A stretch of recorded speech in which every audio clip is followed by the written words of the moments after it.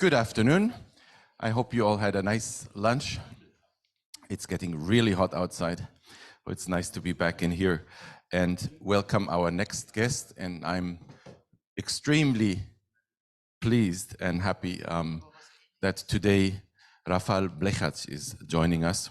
You all, or most of you, will know him.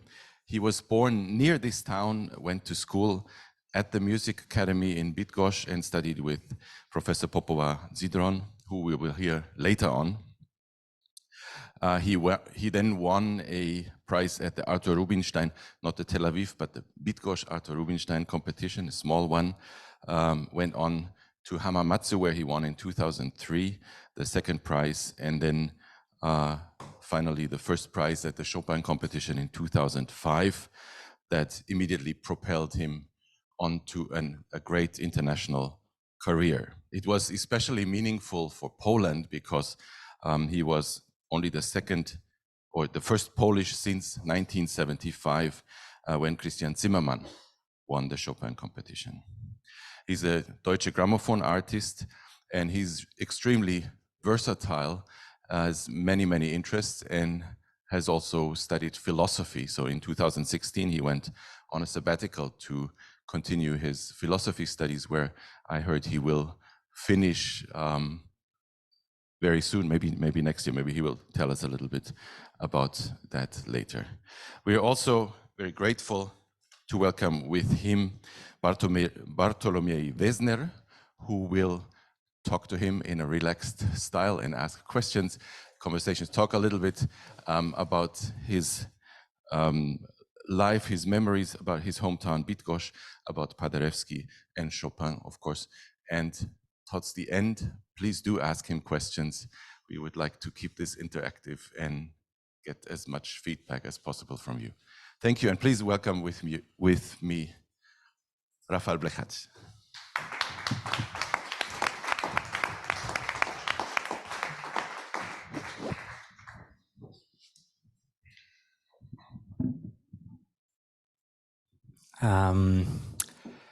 I was thinking how to start, and maybe the very good idea, I think it's some memories of one of my first meeting with you. It was 18 years ago. I was a student at the Music Academy, and a friend of mine told me about super talented young guy, a pupil of Professor Popowa-Zydron, and he was said to be able to win Chopin competition. And on that day happened to play his final exam at the secondary music school in Bydgoszcz. Okay, you came with Professor Sulikowski, I guess. Yes, we went to the exam, and I must say it was one of that event which stay with you for the rest of your life. And that guy was, of course, Rafał Bydgoszcz. The rest is history. Do you remember that? I remember this examination. Yes, absolutely. I performed some solo pieces, Beethoven Sonata. The second sonata, yes, the same that I recorded for Deutsche Grammophon after Chopin competition. Before Beethoven, I played some Bach, Prelude and Fugue from Das Vertebrate Klavier. I remember the two studies, seventh by Chopin from Opus 10 and Leggerezza, I think, by Liszt. And also Chopin concerto, yes, number one. No, it was only solo recital. It was you play also the BCS Towns. Okay. And the thing I remember the most was the piano, because it was old Petrov grand piano. Petrov or Kawai, I think. Yeah. I don't remember, maybe, but I know that piano, and it was practically unplayable for the normal pianist. And you made some mystery with that, with the sound, with the quality of. Well, I remember this as, very well, and I wanna ask you if there's many that kind of nights which are maybe memorable for you. Like for me was that one, that first meeting. Yeah, there are important moments. I think the last examination in secondary school was very important moment for me. I wanted to choose a specific repertoire. I wanted to show different styles, so I decided to play some Bach compositions and Beethoven. And you're right, the piano was not the best, and the quality of sound, I had to manage some colors and shades of the sounds, but I think in some, and I did it. Yes, I was happy after that. I was proud that on this piano I could reach some interesting colors, especially in Debussy music. So I think that it was a challenge to play Debussy on that piano at that time. Yeah, it was important for me. So you remember that.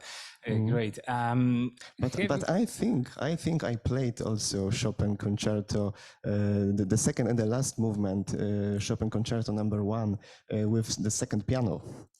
It was after the break. It was a full recital program, and after after intermission, concerto. it was a concerto. Maybe I was so impressed by that solistic part. Maybe the interpretation of the Chopin concerto was not so convincing. After that Debussy, but maybe you have also some memories from that time when you haven't been the Rafał Blechacz, the winner of Chopin competition, but just Rafał, pupil of music school, student of a music academy. Yeah, I was considering Chopin competition at that time, but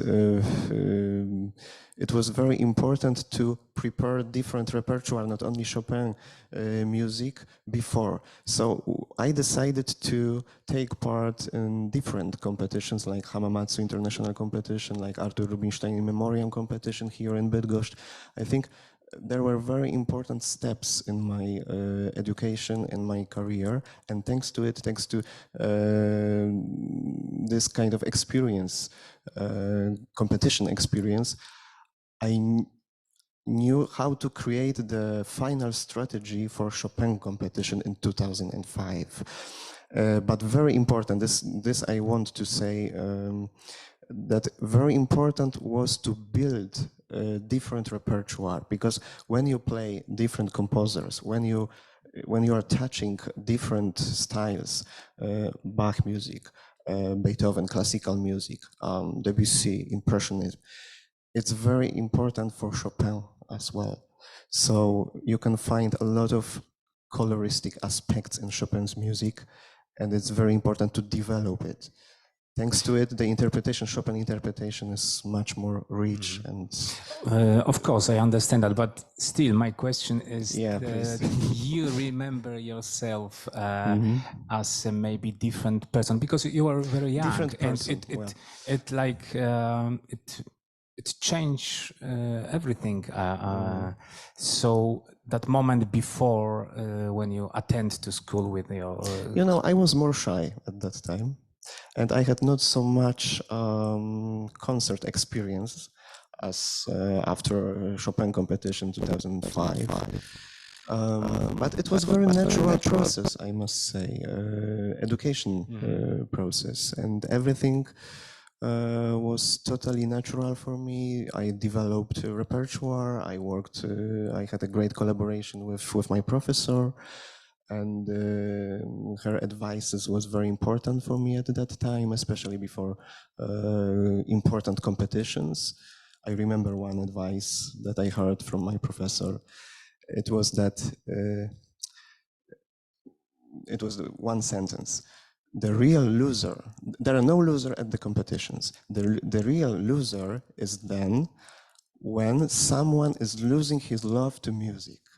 And thanks to it, I felt much more sure before competition. I felt much more, how to say, I was not so nervous before competition and during the competition.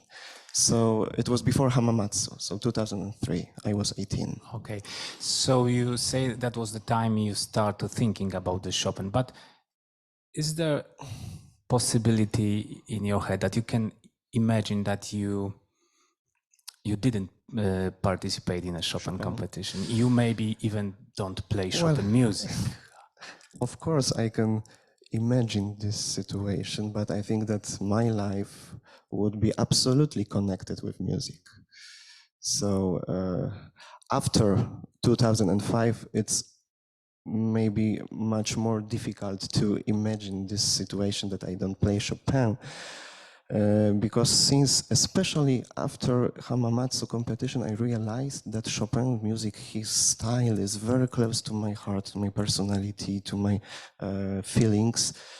And it was a very natural decision that I want to play Chopin repertoire, Chopin pieces during the Chopin competition. Of course, there is some tension for Polish pianists before and during the competition, but thanks to my experience that I told you,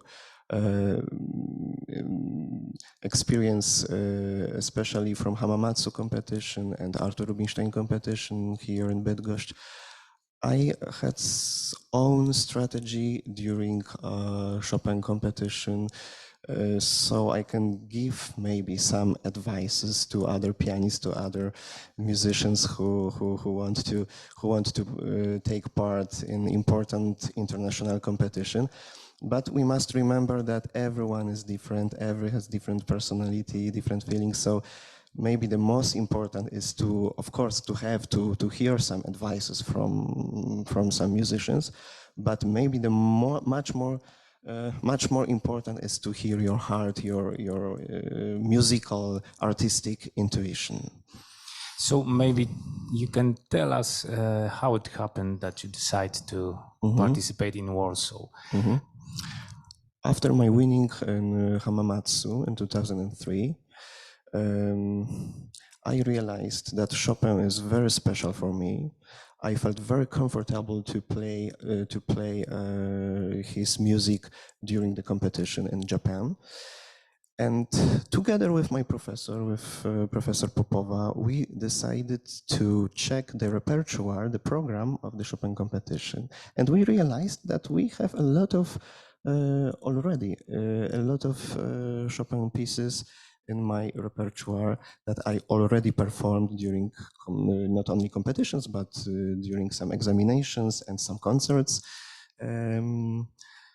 So it was quite easy to finish the repertoire for the competition in 2 years, so in 2005. And I knew that after such an important competition, after final, after the winning, I can develop a very international musical career. Okay. It is the key to develop it.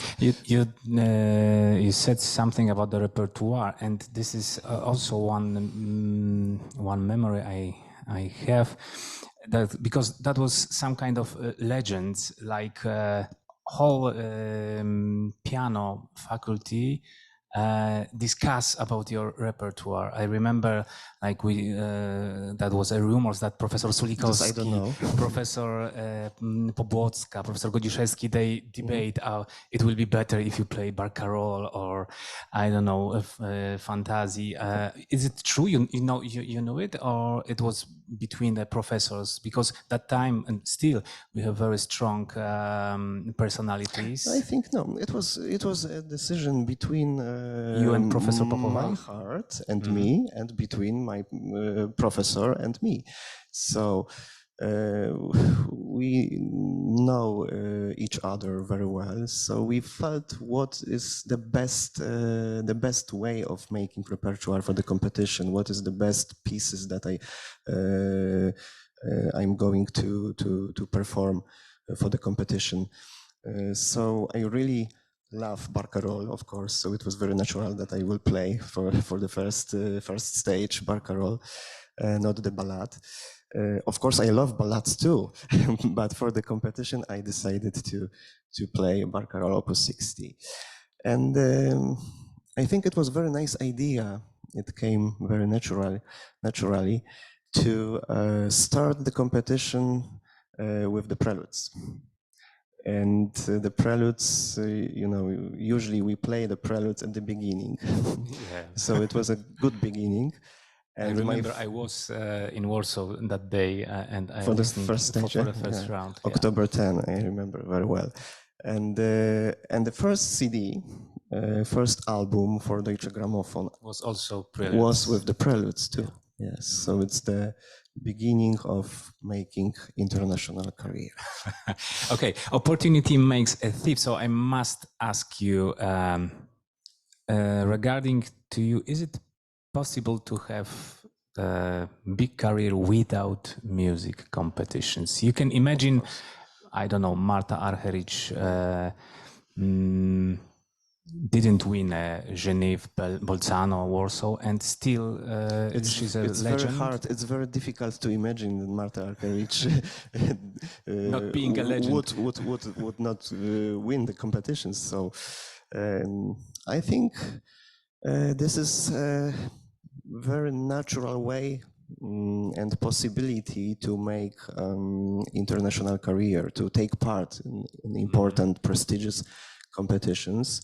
But of course, there are many musicians, many pianists who develop their career without great winnings, without competitions. It's possible, but I think it depends on many different elements. For example, on creating important contacts, for example, with prestigious musical agencies. Because thanks to it, you can develop your career. You can giving many concerts all over the world. But when you have no contact with important managers, for example, important record label, recording companies, then it's much more difficult to not to be famous, but to play many concerts in great places, yes, great festivals, etc. So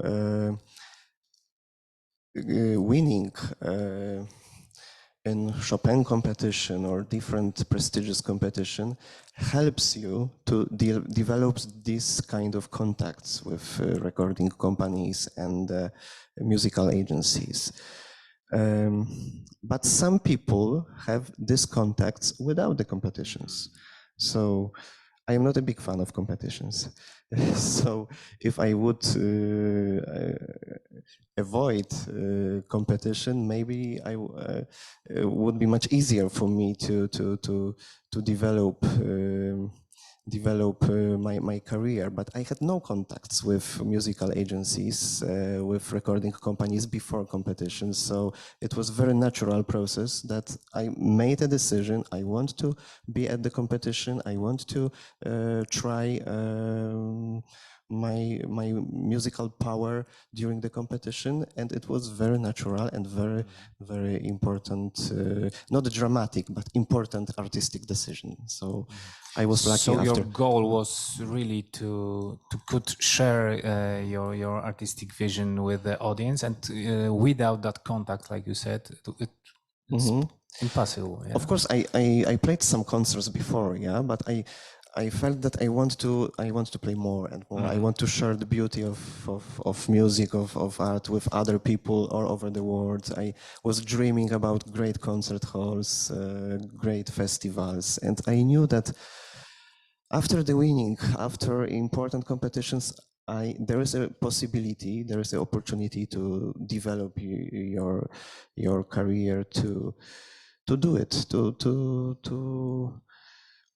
to play everywhere that you want, where you want. So, okay, you said you would like to avoid the competition, but it's impossible. So for me, it was impossible. So competition are necessarily, you see some some possibilities to change, or you see needs of change in a regulation, in a programs, or maybe just in an idea of competition? You mean the idea, Like general idea, yes? General idea, like maybe if we, because it's a matter of decision, if we are want to have a games, Olympics, or we are searching for artistic truth, and if the public needs that excitation which comes with maybe this prizes. You're right. It's maybe not the best combination. Because we have some sports rules during the competition. Yeah, we have to compare artistic visions, sometimes so different visions on the particular pieces, different interpretations. It's the art, and suddenly we have to say this is better, this is worse, this is the best, this is not good. And it's so difficult, I think. It's such a big responsibility for jury. So this is the reason that I'm so careful with being in the jury of important competitions, because this kind of responsibility is very hard, I think. But you can imagine a situation where the competition has no winner, but everyone has the same, the same opportunity to play. And there are plenty of agencies, plenty of, journalists, directors of big festivals. And we know winner after, 5 years, because they made a decision. They know their public, they choose. And your award, the Gilmore Award, was quite the same way, because you didn't know they judging. It's not a real competition. Yes, it's a little different situation, because you are followed by some members of the jury of Gilmore Artist Award. You are followed by some musicians, some pianists, some musicologists, some journalists, some teachers, professors, and you are not aware. You don't know that you are followed. So it's quite funny, but it's not. There's no tension for you. There's no stress, and it's only one winner, no losers. Because no one knows who also taking part. Nobody knows who is followed by members of the jury, and it takes 4 years. I was followed for 4 years in many places in Europe, in the United States.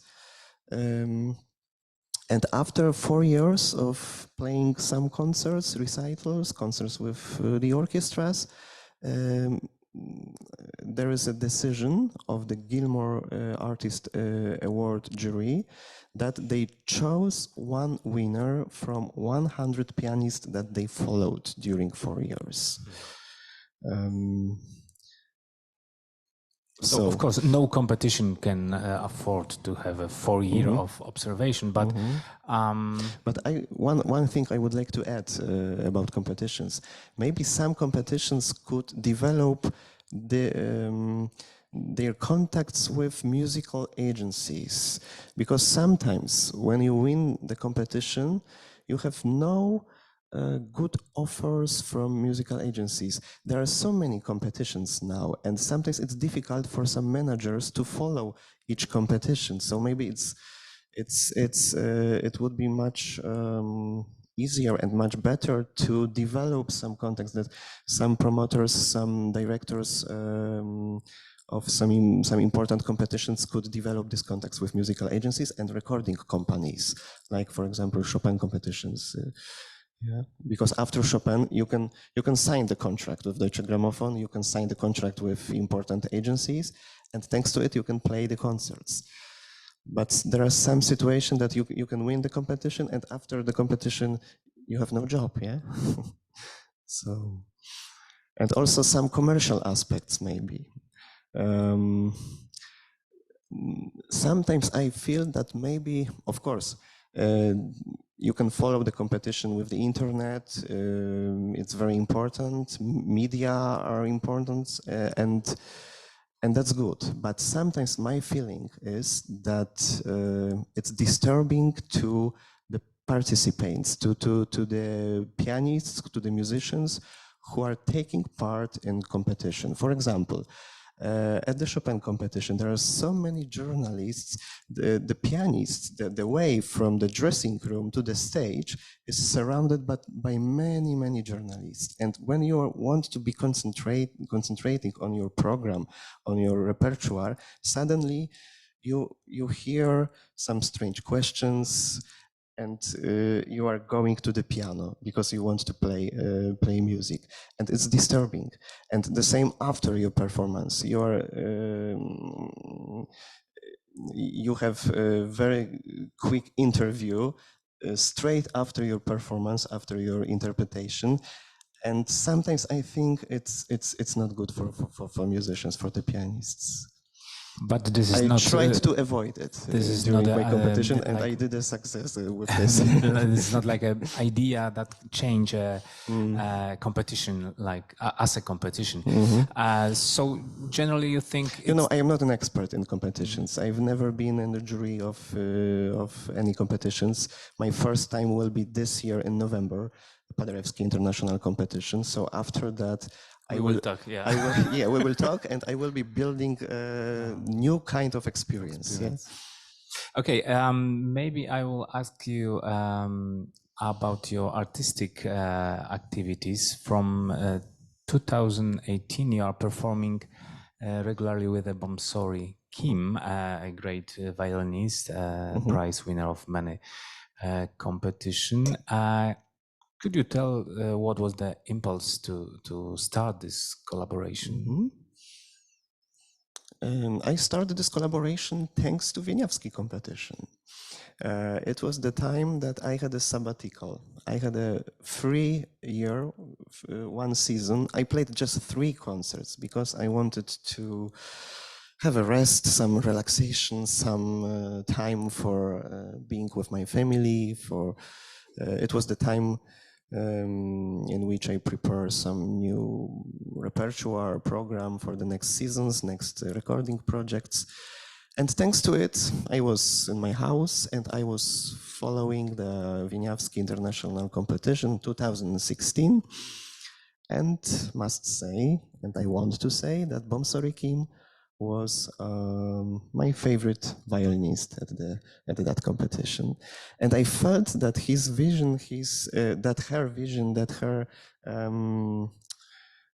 understanding music, creating phrasing, is very close to my understanding of music. So I tried to get in touch with her manager in Korea. And I proposed that maybe we could meet, we could rehearse, we could play together, and then we will see what to do afterwards. Maybe we will decide for some concerts together, for some recordings. And after the first rehearsal in Poznań, before our first concert in Poznań a few years ago, I realized that it was a good choice. It's the perfect. She's the perfect partner, musical partner, for making interpretation together and develop a chamber music. So it was like a impulse. You just felt that okay, there's a musician which feels like me, understanding music like me. For me, it's very interesting, a little comparison. You are often compared to Christian Zimmermann, and he also after the competition. He also had he recorded an album for Deutsche Grammophon with Kaja Danczowska, also prize winner of Wieniawski competition, and.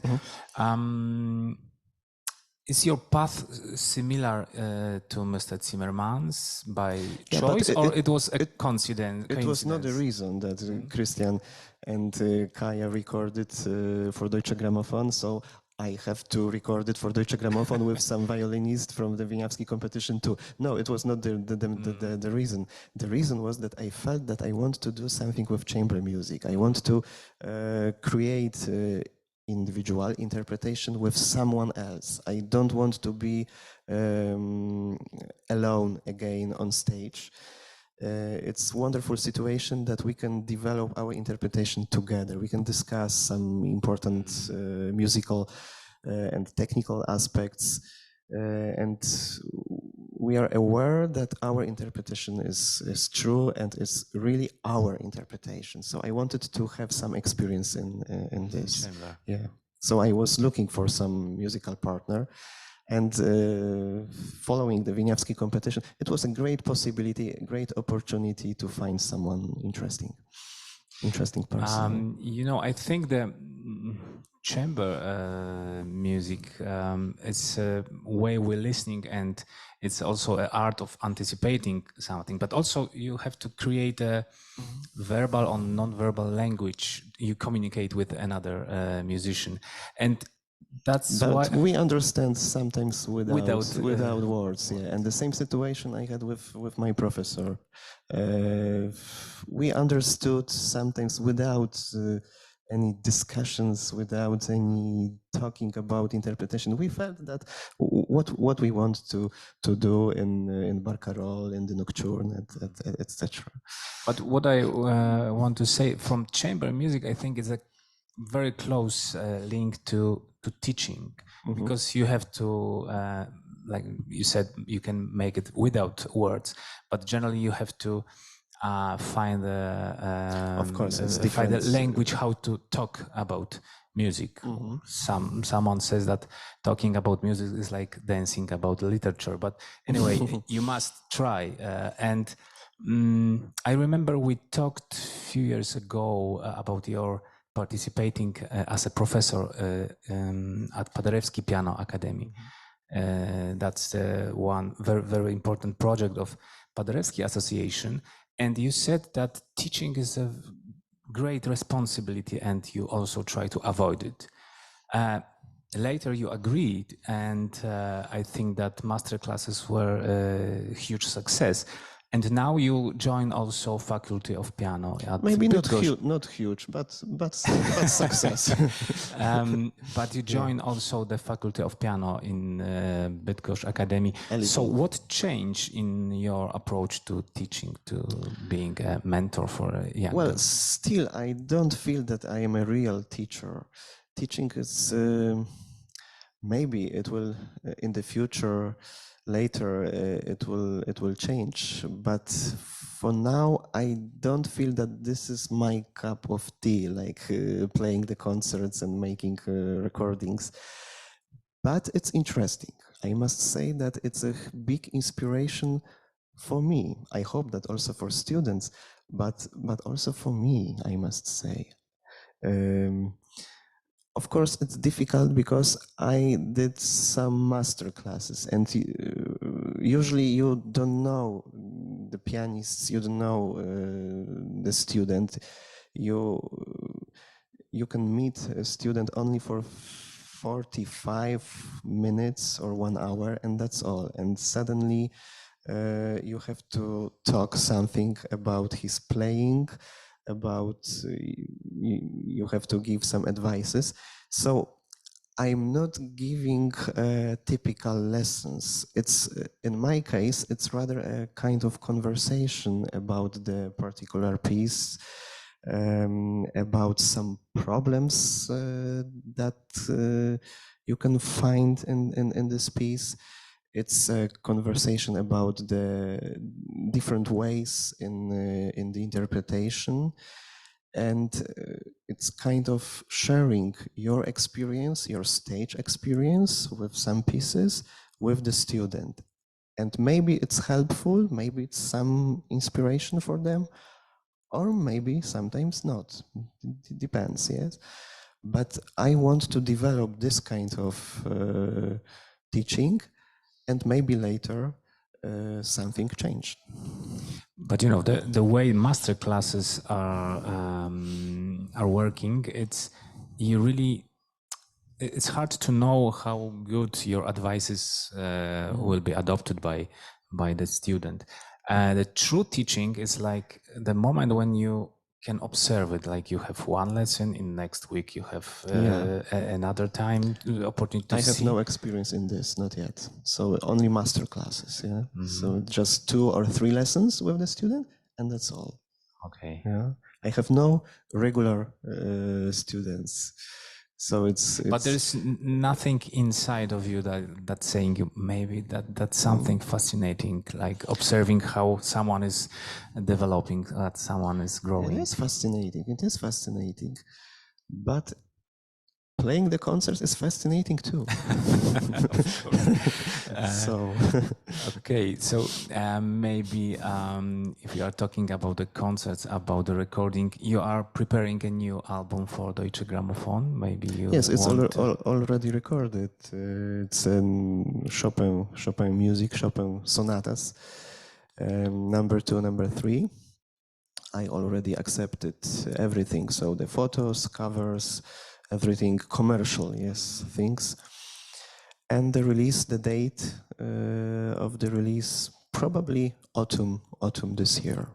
Are you planning also record the first one and the cello sonata to have a complete of Chopin sonatas? I was thinking about it, but first I would have to find a new musical partner. So yeah, probably I will record, but it's not, during next 2-3 years. It's the question about the future. For now, I have just 2 sonatas, number 2, number 3, and the barcarolle, the piece that I performed during the competition, and the Nocturne, Opus 48. This is the program of the new album, new solo album. So I'm looking forward to. Great. I have also one question my daughter forced me to ask you. Yes, please. If you have to go to a desert island, which piece? And you can take with you music by only one composer, but everything by one composer and books by one writer. Which one will you Before 2005, I would take Johann Sebastian Bach. Yeah. After 2005, maybe Frédéric Chopin. Really? Yeah. Because of the competition. And what about the books? About the writers? About the books? Musical books or generally? Generally. Oh, that's a difficult question. Probably Holy Bible. Okay. Yeah. All right. What can we wish to Rafał Blechacz? Well, after pandemic, I think it's very, very important to be in a good condition, to be very healthy, and to be able to develop a musical adventure with great musical pieces, and that's all, I think. Yeah. Okay. Thank you. Maybe there are If someone questions. has some questions, it's the time. Yeah. Yes, please.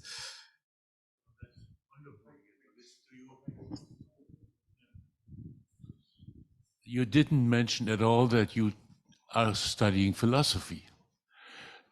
That's true. This study of philosophy have an effect on your music? I think so, yeah.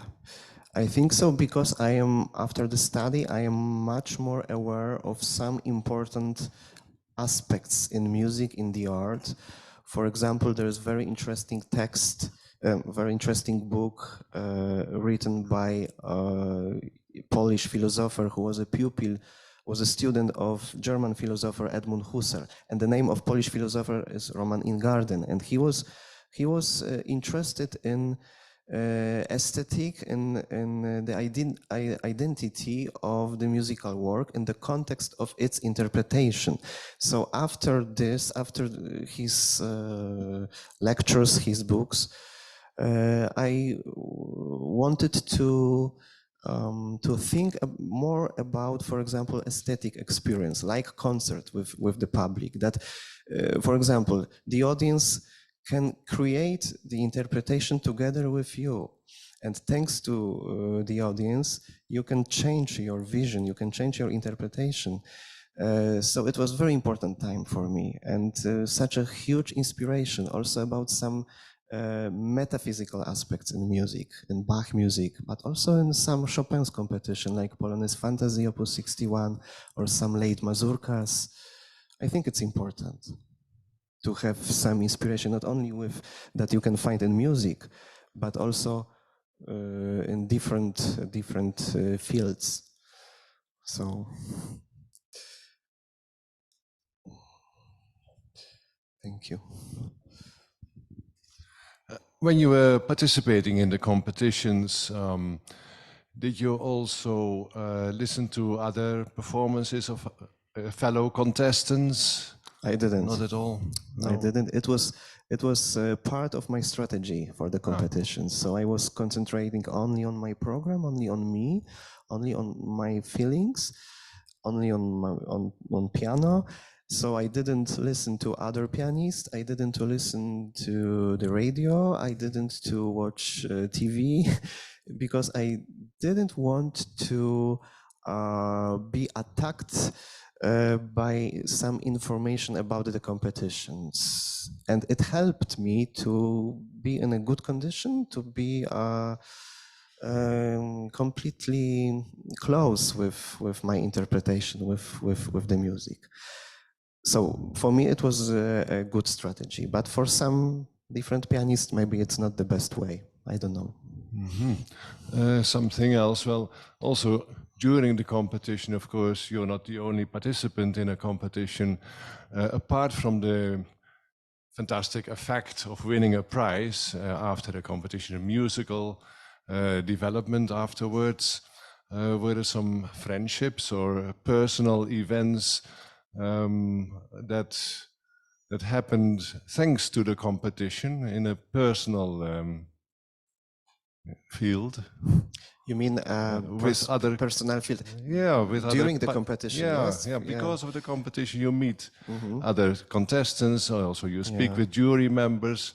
Were there some moments that well were important in your life afterwards? Yeah, I didn't give any interviews during the competition, but after the winning, straight after the results, it was impossible. So I had a lot of chats, a lot of talks talking with maybe not with professors, not with the jury, but with other pianists. So, for example, not only with Polish pianists like Jacek Kortus, but also with some pianists from Asia.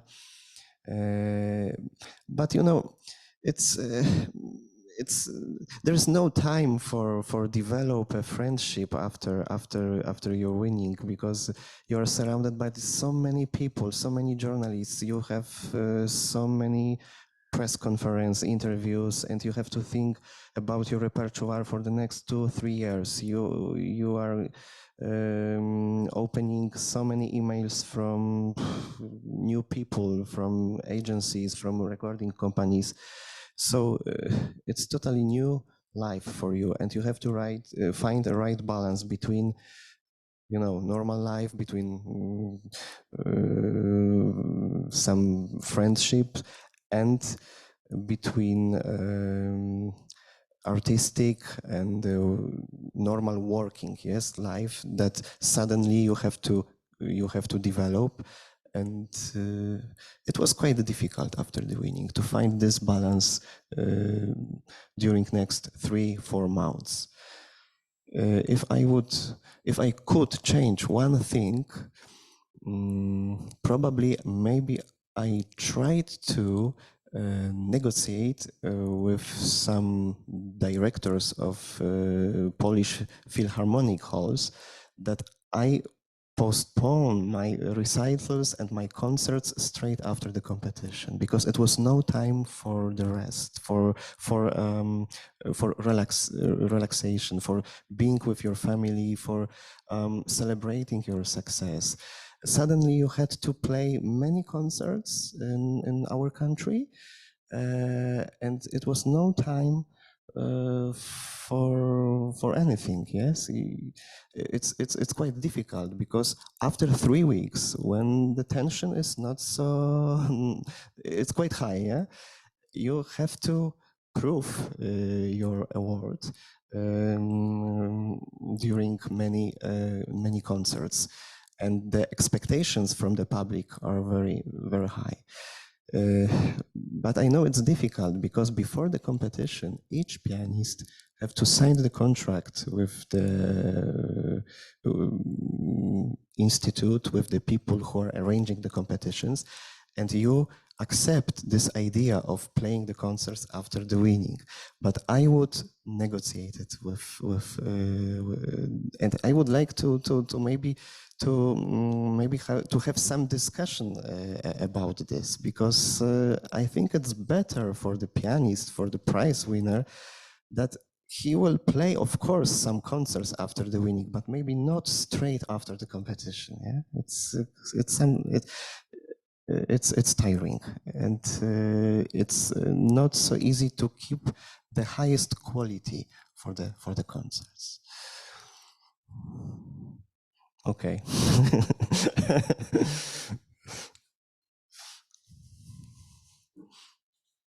Yes, please. I would like to hear a little bit more about Paderewski, since we're in the city of the Paderewski competition, and this is such a big personality. You're a Polish artist, and I would like to know, what does he mean to you as a shining example, as an artist, as a politician? We've heard a lot about this personality now. We don't know, or many of us don't know, the recordings that are there. We don't know much about what he did, but I would like to know what he means to you. He was a great person, and his recordings, very old recordings, can be some kind of inspiration, and it was inspiration for me at the beginning of my education. And I was fascinated by Paderewski's approach to keeping the highest quality for the concerts. He practiced a lot. He regularly did many technical exercises, and he was so much connected with the Steinway company.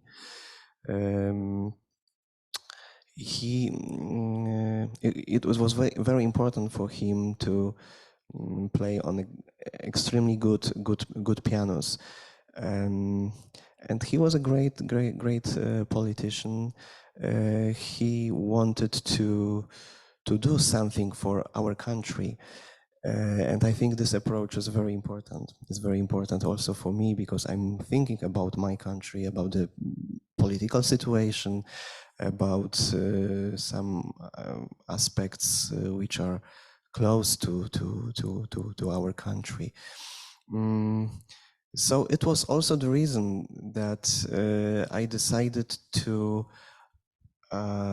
take part in the Paderewski competition as a jury member, because I want to help I want to make Paderewski music and Paderewski competition and this city more popular, because I think it's a great city. We have a great Academy of Music. We have a great tradition already, and very important concerts, very important things, artistic things are already in this city, and I would love to develop it. Little bit different question. What Please. do you think about musicians becoming politically active, like your colleague Igor Levit, for example, who is very active in a way? Paderewski, again, he was a politician himself, but to what extent do you think artists should be? Well, I think we have a right to speak about this, because we are a normal people, And but my strategy, my way, especially during last 17 years after my winning after Chopin competition, I decided to be concentrating only on music and not officially talking about politics. Of course, I have some preferences, political preferences, like everyone, I think. But I don't feel that I have to talk about politics now. If, of course, there are some questions, some journalists are asking me about some political aspects, and then, of course, I'm answering, and I don't want to avoid some answers, but not too often. Yeah, not too often, because I feel that my job is playing the concerts. It's sharing with other people, sharing beauty of music with other people, and I don't feel that I have to talk about politics now. And I don't feel a power inside in me that I can change something now. It's such a difficult time now. Of course, I can help. I can talk with my friends about politics, but to be a politician now, I don't want.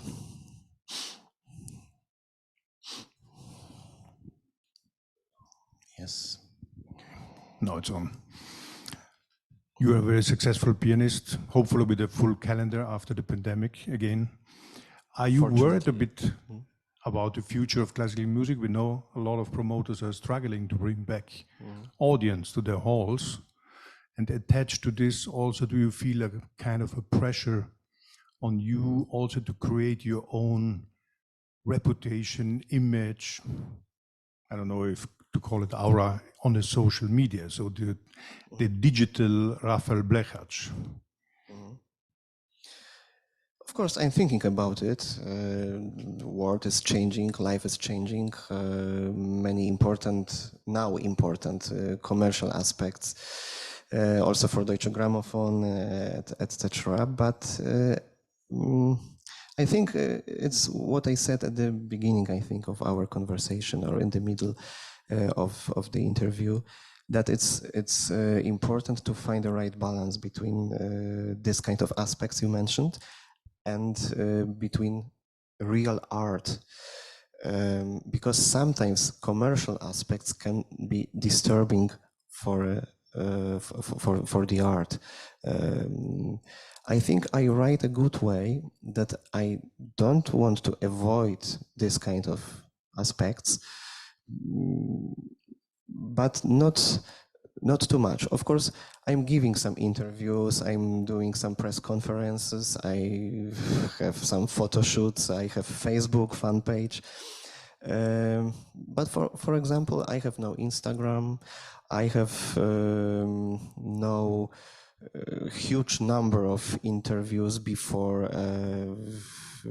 album release, before some concerts. I feel that this is my way, and I found a good balance in this. And I want to develop this kind of being in this world. This was the second part of the question, but the first one, are you worried about the future of classical music? Well, I'm not. I'm not, because I think that concerts, which are, I think, the most important for me, of course, recordings too, but concerts, the contact with the public, with the audience, it's the most important for me. And I think concerts will be still existing. So I hope I will have a job.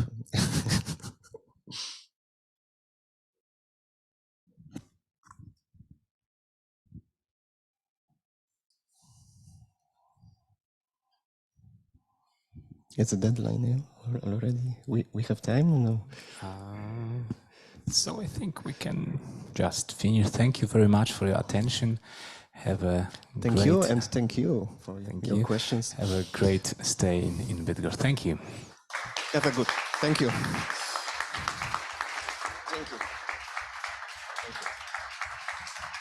Thank you.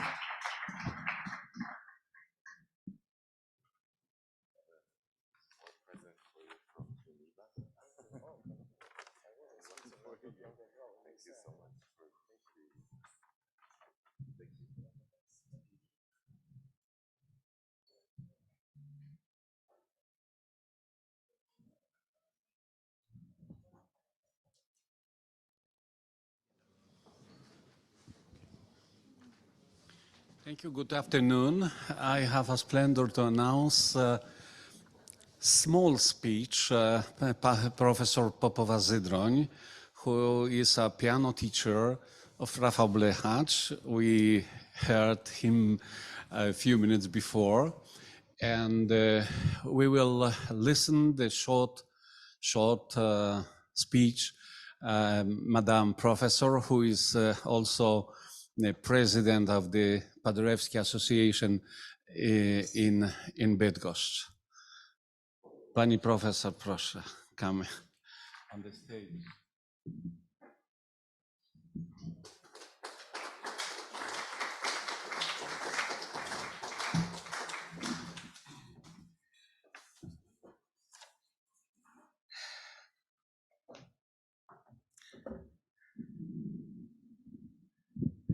It is always a challenge for me to talk in English, so please forgive me my poor English, and I have the feeling that even my mind is not working properly when I speak in English.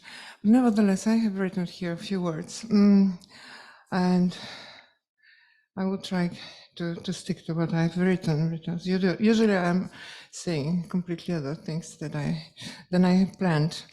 So I've been asked by Mr. Martenka, you know, this is the most important person here conducting the whole conference, and not only here, to say some closing words. And I warned him that my words might not be sheer courtesy, that they might even sound provocative. But he simply said, okay, say what you think. Yesterday I asked even Ari Cohen whether this is good to say some provoking words at the end of this assembly, and he said, okay, it's interesting issues, so I'm here. Of course, first of all, I thank you all for coming here. It's really an honor for our association, for our city, for all of us, that this assembly takes place here in Bydgoszcz. And the Federation is an old and respectable organization. It is an honor to be part of it, but also an obligation, I think. Perhaps it is time to improve some more and develop. I have a beloved person whose words are always inspiring me, and I love to quote them. Winston Churchill, who has said, to improve is to change. To be perfect is to change often. So I think that competitiveness is a signum temporis. Perhaps it is one of the mightiest tools in humankind's progress. Musicians are no exception. As a teacher, I am very strongly involved in this process. Every year, new students come to my class, and what they start with is a talk about competitions. I get furious at this moment. their goal seems to be not to become a great pianist and interpreters, but to become famous, winning a position in this musical world. I eventually managed to explain that winning a competition is only a byproduct of being excellent, and that is where we really begin. There are hundreds of competitions worldwide nowadays. In my opinion, much too much. It is possible to find a competition for every level of pianistic proficiency. And sometimes I read young pianist CVs and I see that, for example, a 16-year-old has already won 50 competitions. 90% of them are even not worth mentioning, but the CV looks impressive. Of course, young people know which competitions are really matter, competitions matter or do not. And I know that the most respectable competitions are in the federation. The federation has set some standards, and this is what makes the event respectable and worth to go into. Nevertheless, competitions undergo evolution, grow in importance, or decline.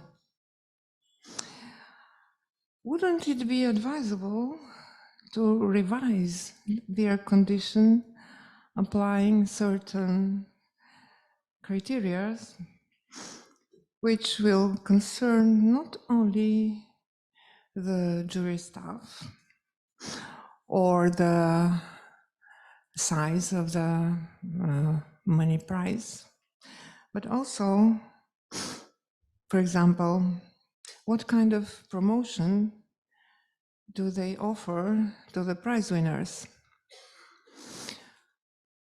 I think that this promotion is very often quite short, and it could be extended also by the help of the federation. Why not to organize something like a festival for the first prize winners of the most important competitions, or to enable them to get in touch with important agencies, or to present them in Medici or other TV channels for art. Couldn't it be part of the activity of the federation? I think this could be one of the criteria to call the competition first-class competition. There is also another criterion, very delicate and very irritating many of us. This is the objectiveness or the fairness of the competition. We know that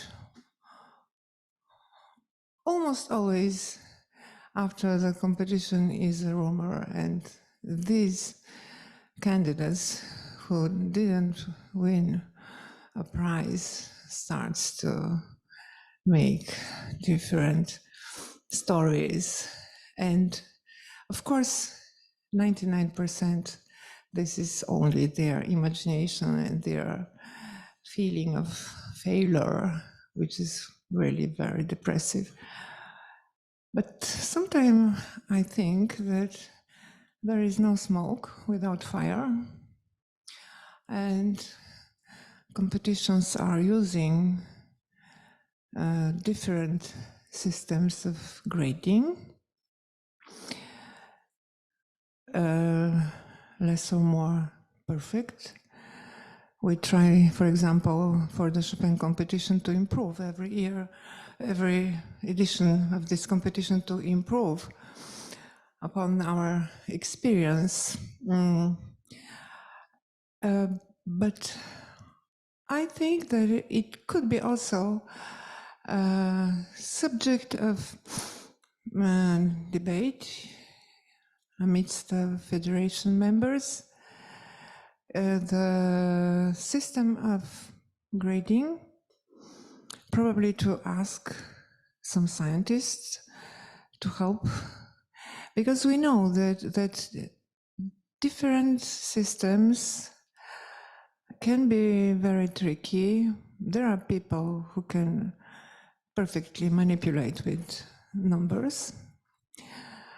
And I met 2 years ago a professor from the Warsaw School of Economics who published an interesting article under the title "Specific Tastes or Cliques of Jurors: How to Reduce the Level of Manipulation in Group Decisions."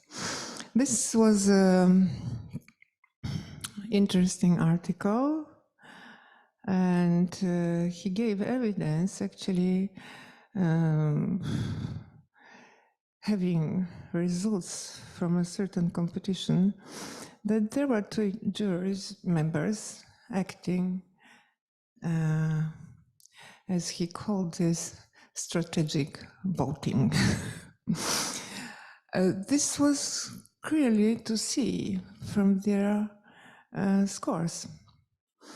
So I think that ambitious, great competitions could be interested in creating consistent, simple, clear system which will reduce maximum the level of manipulation. I think also that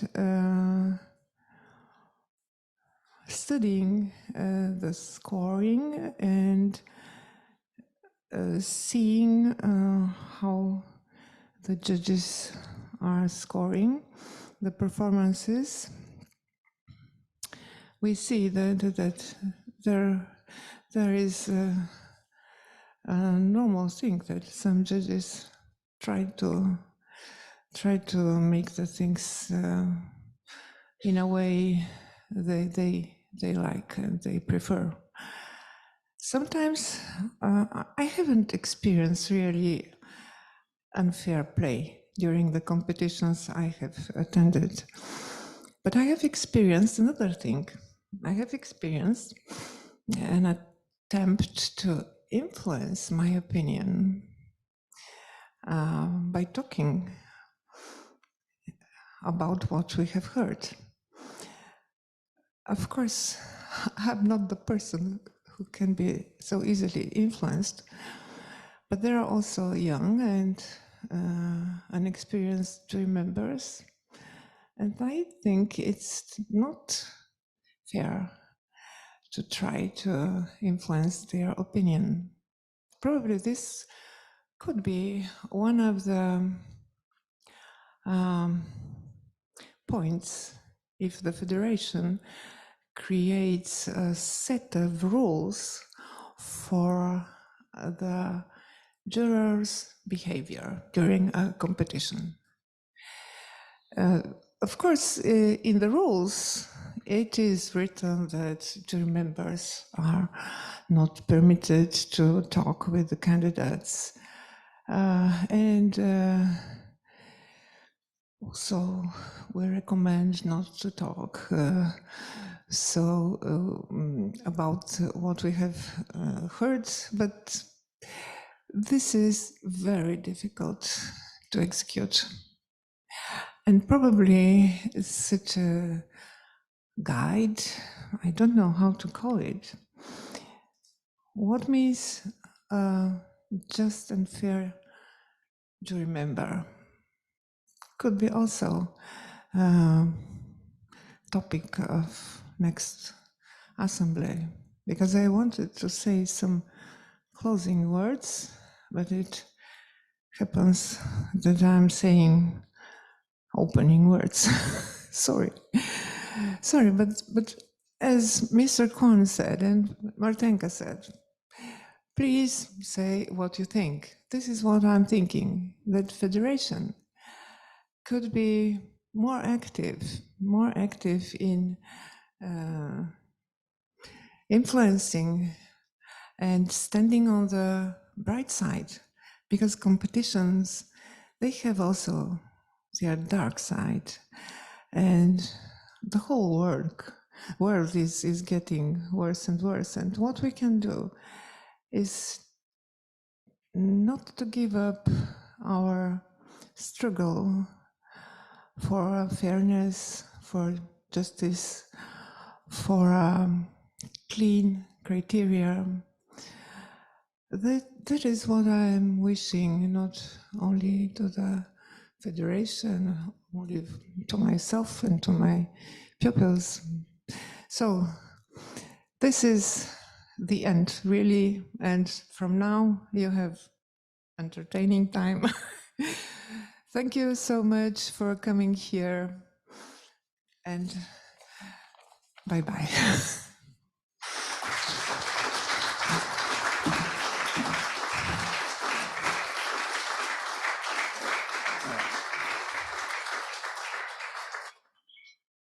Dear Mrs. Katarzyna Popova-Citron. I like this name. It's a beautiful sound. And so it was easy for me to memorize. Thank you for your intervention. Maybe you were too busy to join us over these 2 days, the whole conference and also former conferences.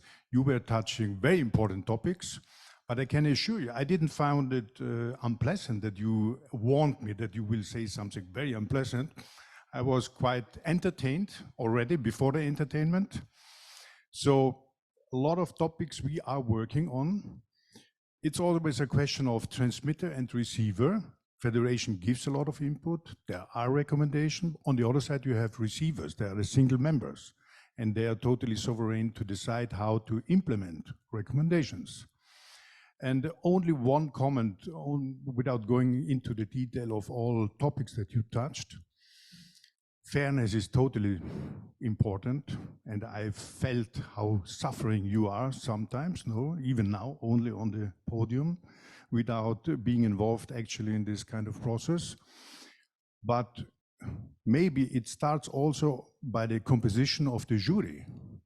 If you have jury members with their own agenda, then there's an interest probably sometimes to manipulate. If you have jury members, they're doing this only from time to time, or maybe only one time, then there's less agenda, no? There's also less experience, of course. That's the other side of the medal, but there's no agenda. So you can look to this fairness from very, very different point of views. And we are thankful for the input that you gave us, but you should be more positive and not so much suffering.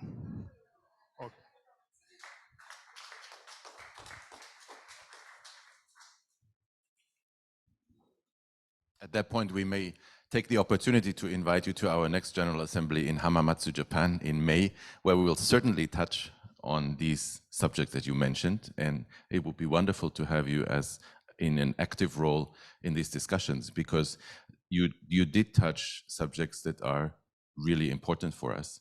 And we like to have these exchanges and to have these discussions. Not at the end, but actually during the conference, so that we can proceed and get some results and get things done. But thank you very much for your comments. It's now time for the presentations of our workshops. And I would like to ask first Tanya Scheiman to talk a little bit about what the workshop on Help Ukraine was all about.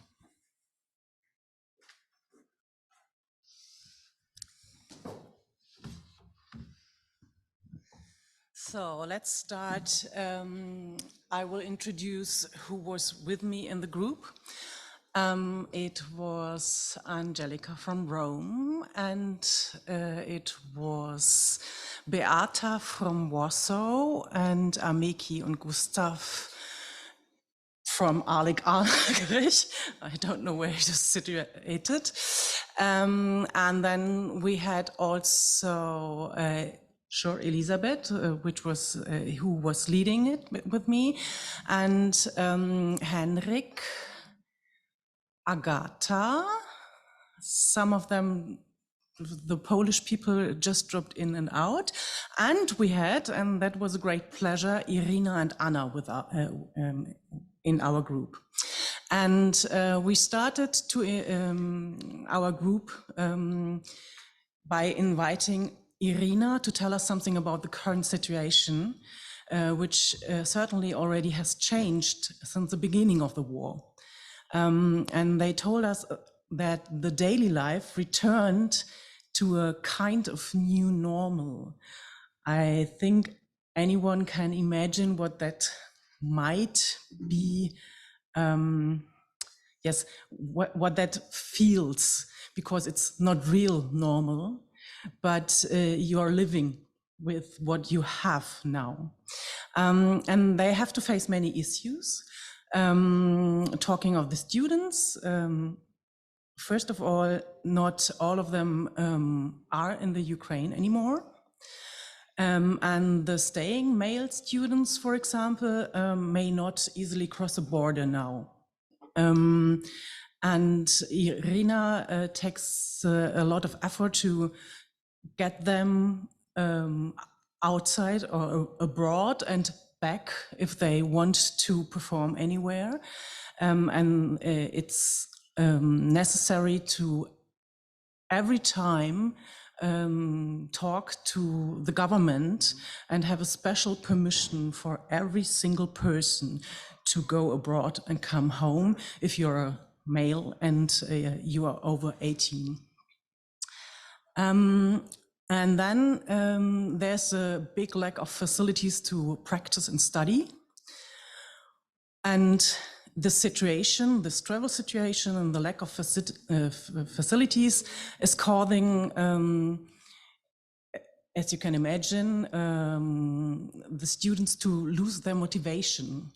And not only the motivation, sometimes it's real mental health, which got lost. And regarding the musicians in general, there are actually not so many venues to give concerts, because the venues have to have a shelter below. And whenever an air raid alert starts, the audience has to retreat there.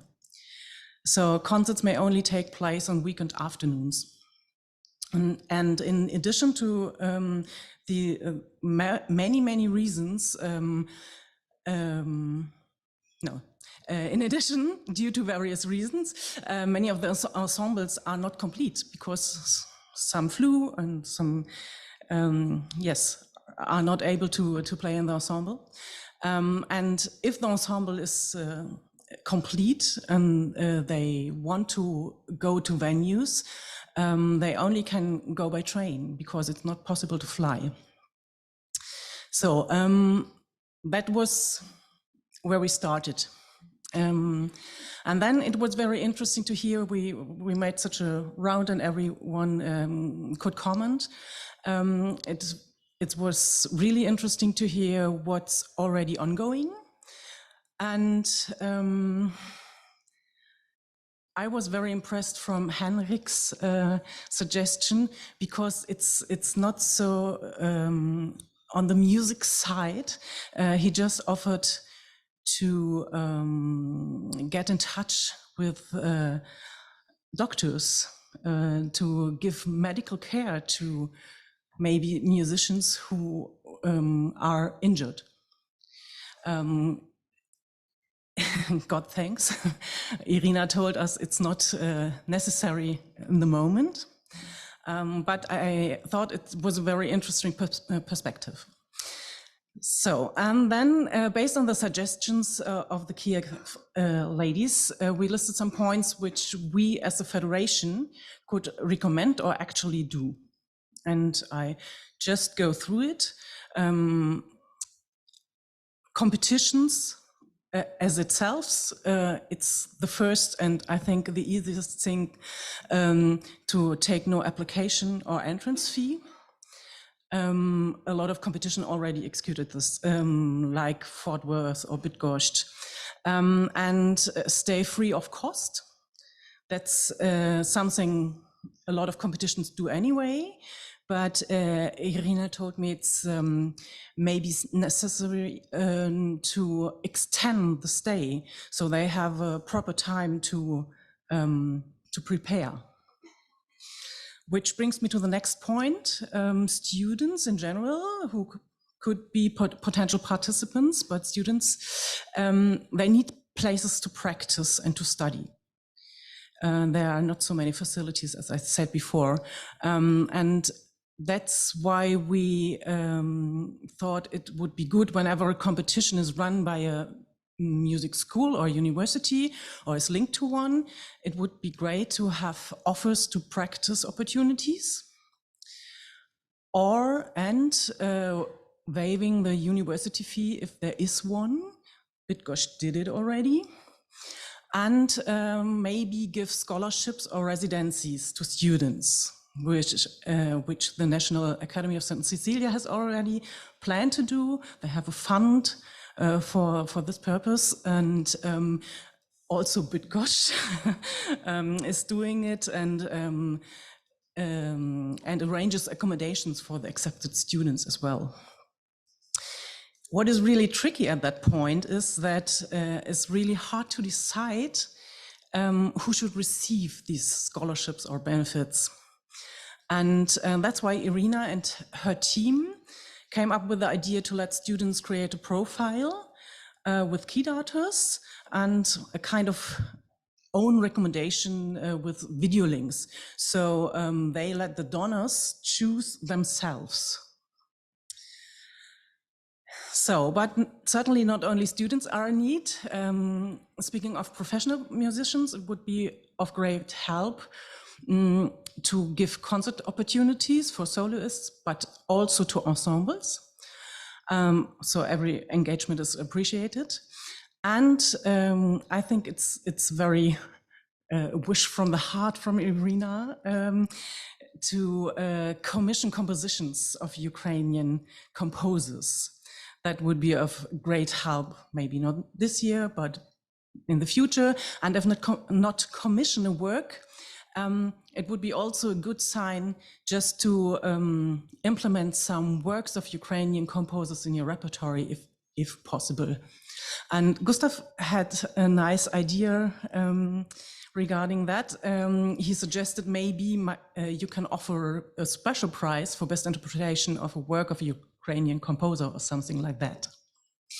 So that brings me to the last and probably most important point, promotion. We all have agreed that it would be of great importance to have a list with initiatives which are already ongoing or which are planned, or if you have an idea. And we would like to set up this list and provide it on the website, because we think it's from great help to have a collection of initiatives for the students or musicians who are looking for help. And we hope it will encourage others to do the same or something like this. And we already had a little plan how to do that. So we wanted to develop a survey and send it out to the members to collect everything what's ongoing. And the collected results should be frequently updated and maybe divided in regions. And then we want to publish the list in English and Ukrainian on the World Federation website if possible. And to spread it, we want you to send out a special newsletter on the topic and encourage the members to spread it throughout the world. Yeah, now that's a question, who can do that? Do we have human resources and financial resources to do something like that? But that's the outcome of our group. Questions?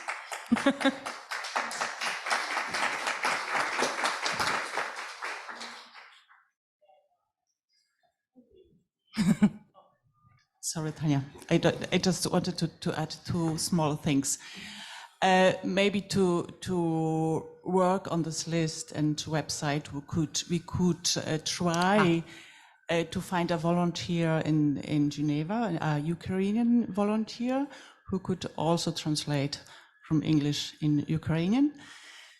And the other point was we have, or some of us have already list of people who is now in need. So we could put this list on the member area of the website. So if there are a possibility to help really these people, we can look for that. That came from Beata, who told us that she's already aware of 3 or 4 people who are looking for opportunities. Okay. Thank you very much. Thank you, Tanya. It's now time for the second group, denationalization. I think Rob will give us a quick overview about what was discussed in this group. Please.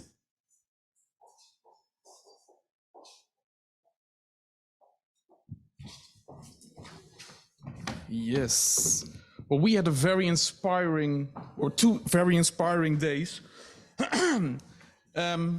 It's very interesting to talk about these things you take for granted and you never really put in too much thought about what you're actually doing and why you are doing certain things. We had a very interesting group because we had representatives of different parts of the world, and we also found out that looking at nationality or citizenship, that really differs from where you are from in the world. So basically what we did is we defined some things that we think the Federation recognizes.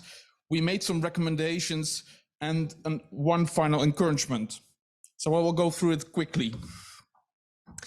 The Federation recognizes that young musicians are taking part in competitions as individuals and not as representation of a nation. Secondly, young musicians very often have connections with multiple nations. They have a location of birth, they have a location where they are raised, they have a location where they are educated, and sometimes in a location where they are building a career. Thirdly, a nationality is not defining an artist's career in the actual classical music business, which is a contrast with how we go about in competitions.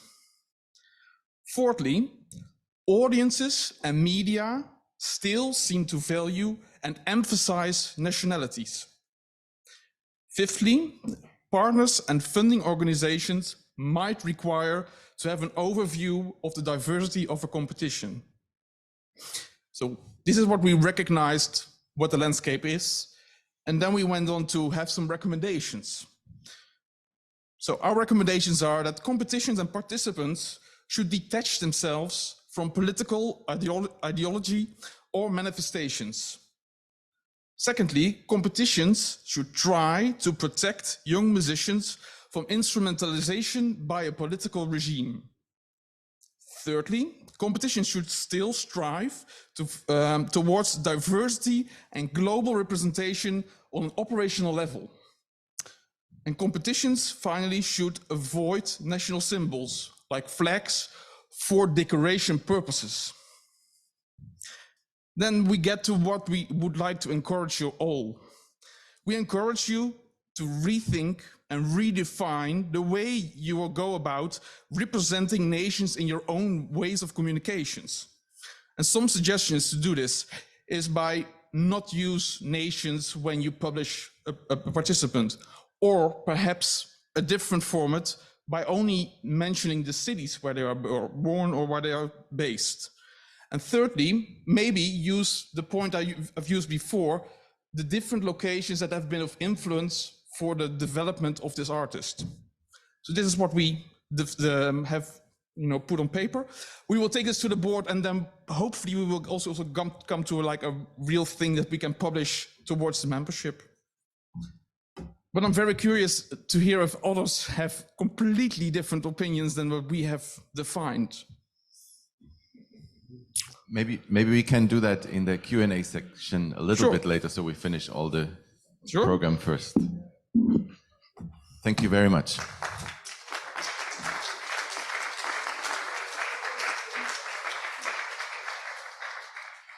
The third of our workshops was on associate members, and Marcus Barker from the Sydney, please let us know what was discussed.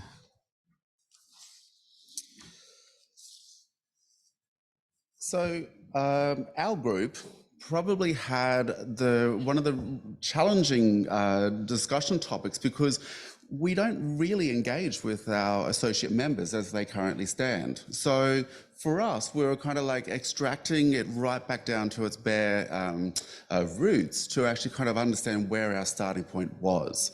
So our first session on day one was to actually kind of pull apart and to see where we could actually take this to actually make recommendations back to the board. It became quite clear that there was no real clear direction that we could all kind of arrive at by the end of day one. So on day two, we approached it slightly differently, and we had three options to choose from.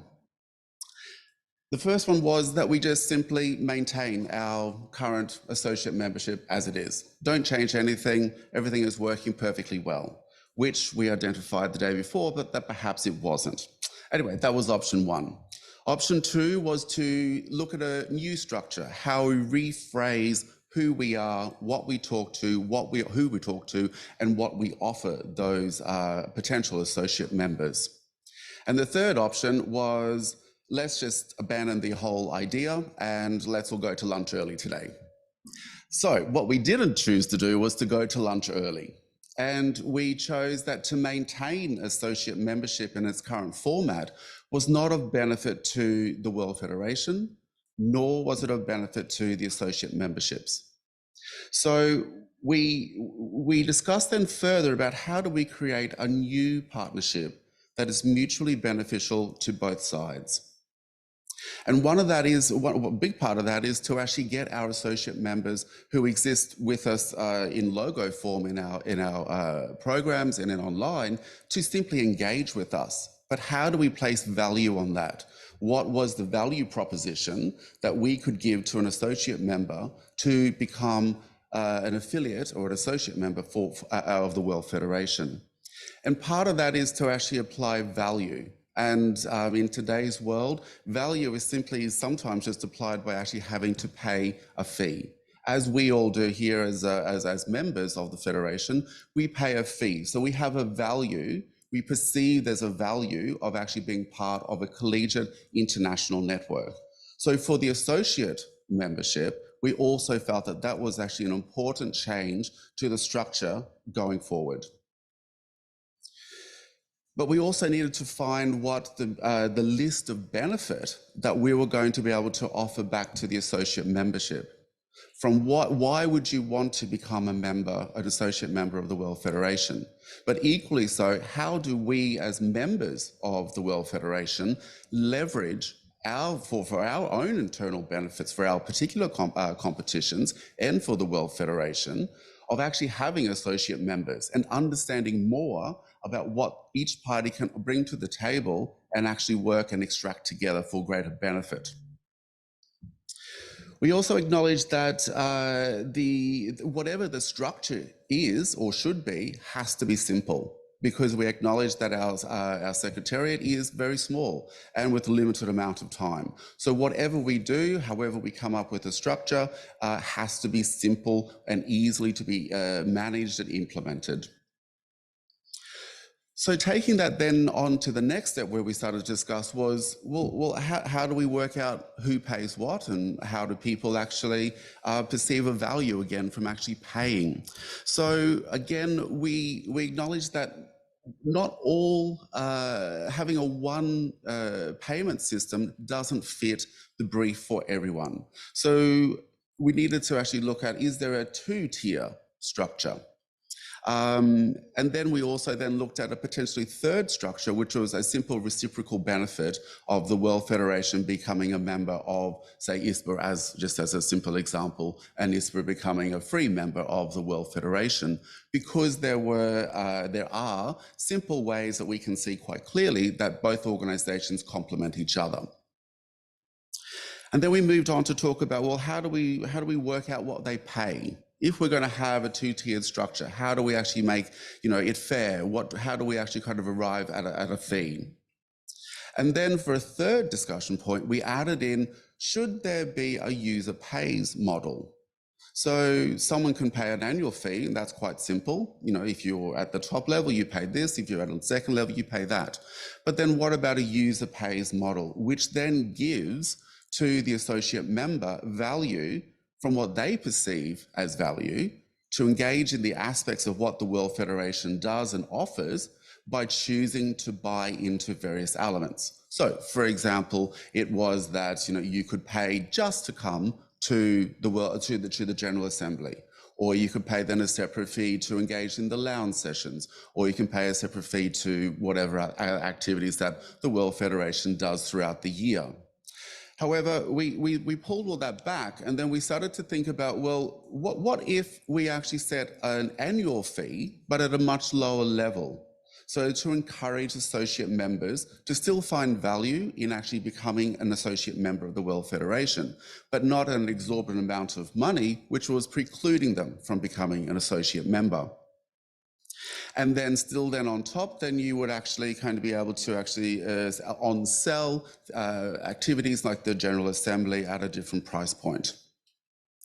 So we then also looked at, well, how do we engage with associate members in a local jurisdiction, which may not necessarily actually travel, also have a greater influence about consideration, of being engaged with the General Assembly if it's held in a particular city. So for example, Hamamatsu next year.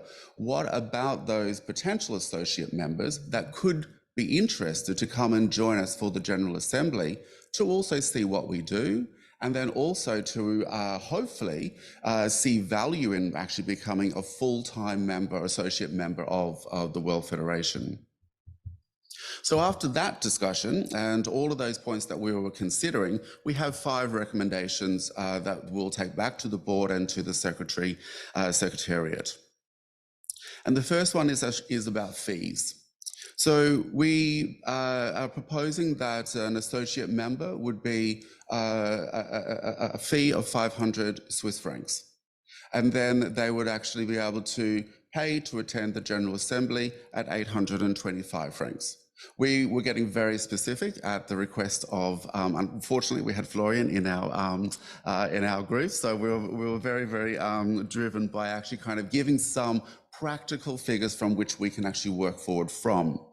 But then we also decided that there could be another option, there is another option, of actually an annual fee, which is 1,000 Swiss francs, which is then an incentive for organizations to become a full member from the outset, rather than actually kind of starting at a 500 and then adding on various elements of what they want to buy into. Also, then we decided that they're like for the local potential associate members to engage with us to have a daily fee to attend the General Assembly. So not unlike ISPA does, that we would actually then be able to actually engage people in the way that they want to engage with us about particular sessions. The second recommendation is that we need to create a visually inspiring and informative media kit designed to showcase what we do at the World Federation and the importance of the World Federation network and the range of activities that we can offer to the associate members, and along with that to include the fee structure. The third is to engage each member of the World Federation in assisting to identify, but more importantly, to recruit in their local areas potential associate members. And that's a really important thing if we actually want to leverage from all of these potential new organizations to be part of what we do here at the Federation. The fourth is who should be excluded from being an associate member. And we felt that the only section that should be excluded are competitions that actually should be members of the World Federation, having met all the appropriate recommendations and statutes. And the final point is to seek ongoing feedback from our associate members to ensure that the program remains relevant and we are delivering back to the benefit of what an associate member would find of being engaged with us, but more importantly, what the World Federation membership can gain and leverage from our associate members. And that was the end of our discussion around associate members.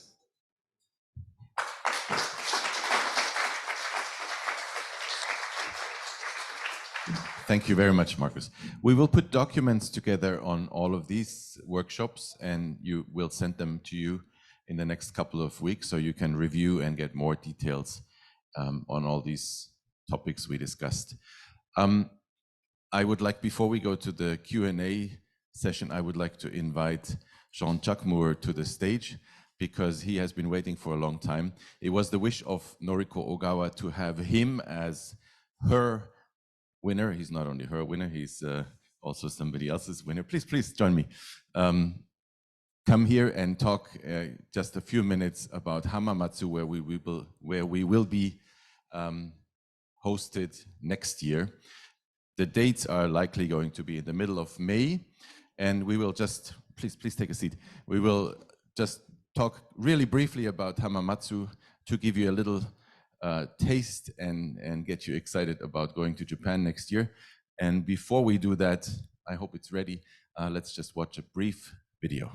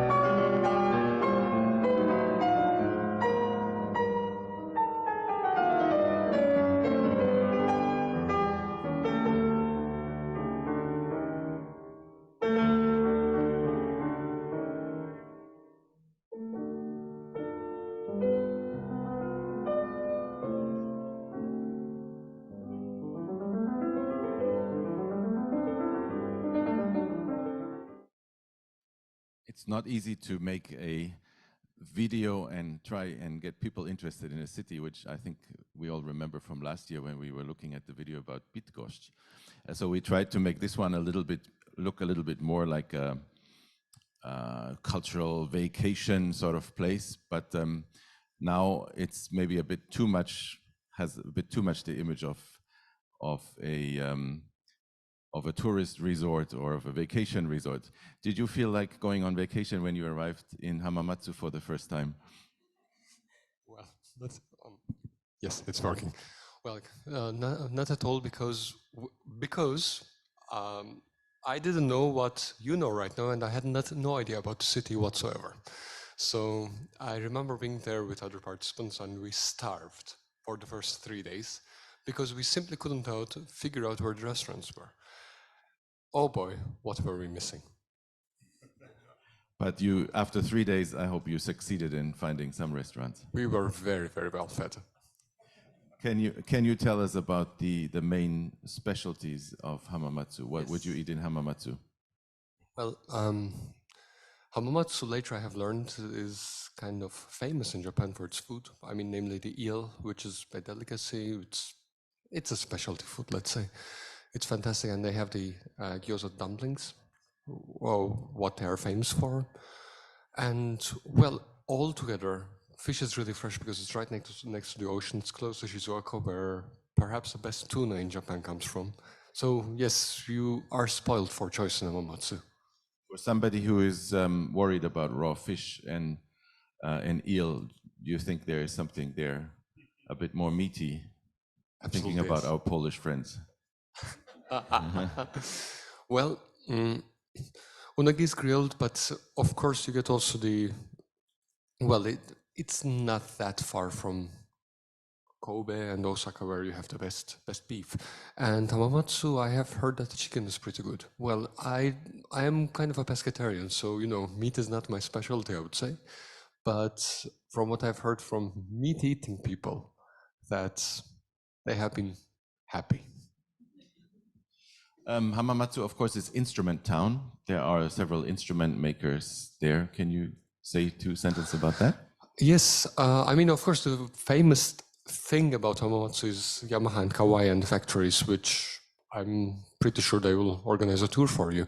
But also what's wonderful about the city is that they have an incredible collection of historical instruments. So they have, I think, close to 25 historical pianos and harpsichords, as well as violins and cello, and also native Japanese, Indonesian, Balinese instruments. It's an instrument museum of huge magnitude. I think they have over 1,000 articles on display. It was quite extraordinary. I also had the chance to try the instruments, and many of them are in actually fantastic condition. You can play concerts on them. That's wonderful. Maybe just one last comment. What's your favorite place in the city where we should all, what we should all not miss and definitely go there? Well, there is the Hamamatsu Castle, which is very pretty. I say actually, in a very interesting way, the ocean, because I have never seen the ocean. I had never seen the ocean in my life until I was in Japan. So I would say, yeah, it's looking at the sea far beyond is just special. Thank you very much. Maybe we should ask Rafał Blechacz if he agrees with these comments. Anyway, thank you very much, Sean, and congratulations again for the concert last night. We're so grateful that you stayed here with us. Thank you. Thank you very much.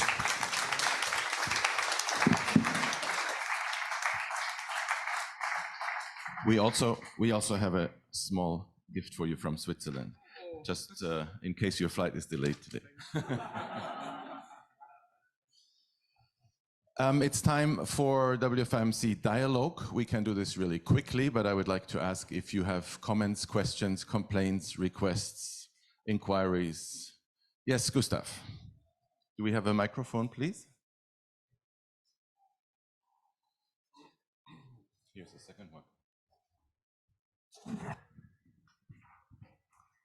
Well, of course, since we are representing here the Annika Agri Foundation, we are the only associate member who is present in this General Assembly. So I feel I should say something. I cannot say I do it on behalf of the other associate members because we are not in touch with them at the moment. But a few, I know there's not much time to say something, but just a few words. It's a pity that it's a missed opportunity here. When you look at the statutes of the Federation, there is a brief description of the role of an associate member. It's an advisory role, non-voting, and that associate members are entitled to attend the meetings. If you would like to, or if you would like an associate member to give some advice, you must give him the opportunity. And especially if you talk about the associate members, the membership, in 2 sessions, knowing that one of them is present, but not talking with them about this, I think it's a missed opportunity. We have been here, and you know it, and we could give you some feedback. It's not of our interest at all. It has always been the intention of associate membership, as far as I have understood it, to collaborate and to help each other, to exchange information and opinions. And I believe during the year, maybe only once, from the Federation, we received a question to give our opinion or some information. This could have been much more. We would encourage that. And of course, that was also the intention, I think, of associate membership. And what I would advise, I take my role very seriously as an associate membership here, as an advisory role.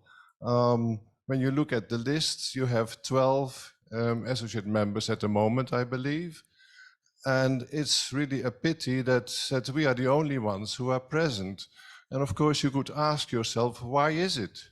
Why are the other associate members not attending the General Assembly? You should ask them, you should get in touch with them. What is missing? Why are they not coming? It's not only this time. We have been trying to be present many times. Also, before we started with the associate membership, we have a long history and in a positive way. I could say from our perspective, there's no personal interest or benefit. We both have many similar objectives, and we can both work on that together to help each other. That was, I think, the initial intention of associate membership. I find it a pity that we did not have the opportunity to talk together about this more. You had 2 sessions about this, but I'm sorry that we couldn't take part in this. Anybody would like to comment on it? Could you? No? Something else?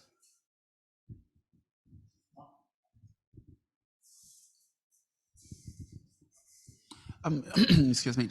Thanks, Gustav, for those words, and you know, and I don't disagree with you. I mean, I think what we need to do, and I think what we addressed in those sessions and the last 2 days, is exactly what you just raised. And I think, well, I hope that from the end of where we got to today, that the framework which we're proposing addresses a lot of those questions and comments which you've just made. And I think, you know, the more that we can actually understand what our associate members are looking for, but also then what our associate members can look for from the World Federation, is actually really a true beneficial partnership to be actually established for the long-term future, and not just for, you know, that on a piece of paper or on a website, but actually practical ways as well to support the like-mindedness of our different organizations, which are very similar organizations as well. So I think I hope that once we take back those recommendations to the board and we discuss that at a greater level, that we actually then start to kind of get to a position where you're saying, oh my God, you know, the World Federation is calling me again to ask for advice. And you're then saying, please stop. So we hope that we can get to that kind of, you know, lovely situation where we have a really positive, ongoing, vibrant relationship.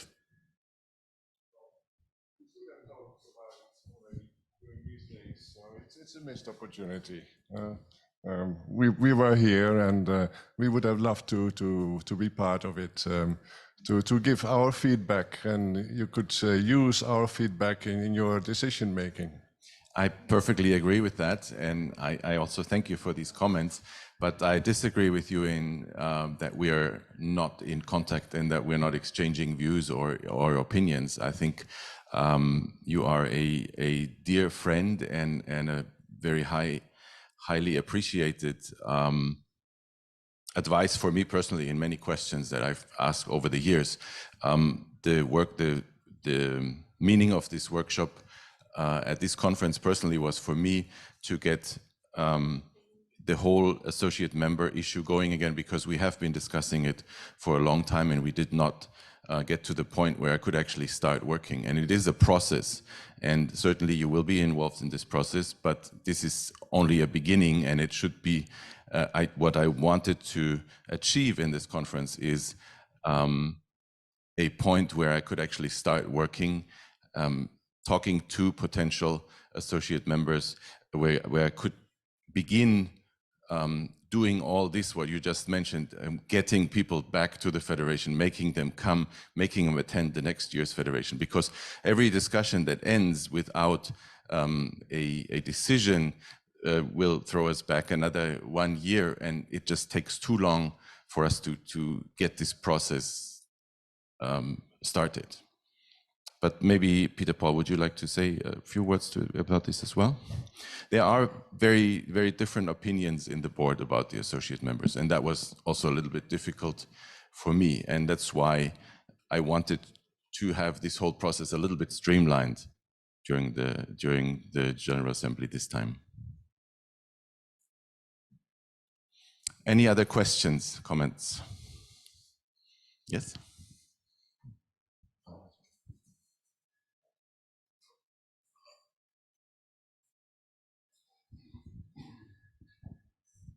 Thank you. I've had some really great conversations with so many people over the last few days about a couple of topics that haven't been addressed during the Assembly, and just wanted to say I personally, I would love to follow up after this with anybody who wants to have a further discussion, or perhaps it can be part of a future session or meeting. The two topics we were talking about was climate change and what we can contribute to addressing issues around sustainability in our competitions. Last year we collaborated with Cleveland and Montreal to help reduce the amount of travel involved in our first round, and that was a really positive experience. It was a way of getting the first round done as well as reducing our carbon footprint. It's something that we're addressing as a competition. We have an aim to become carbon neutral by our next competition, and just really would welcome the chance to speak to anybody else who's addressing some of these issues, because they're becoming very important to us. The other thing was really around the conversation about diversity on our juries, and also to address the question of the pipeline that feeds our competition and why there isn't even approaching a sense of gender equality or balance, never mind other forms of diversity, and whether other people are monitoring this, whether you ask this of your competitors and juries, whether you talk to them, whether you brief them before a competition about the picture of diversity in classical music and in the competition sector.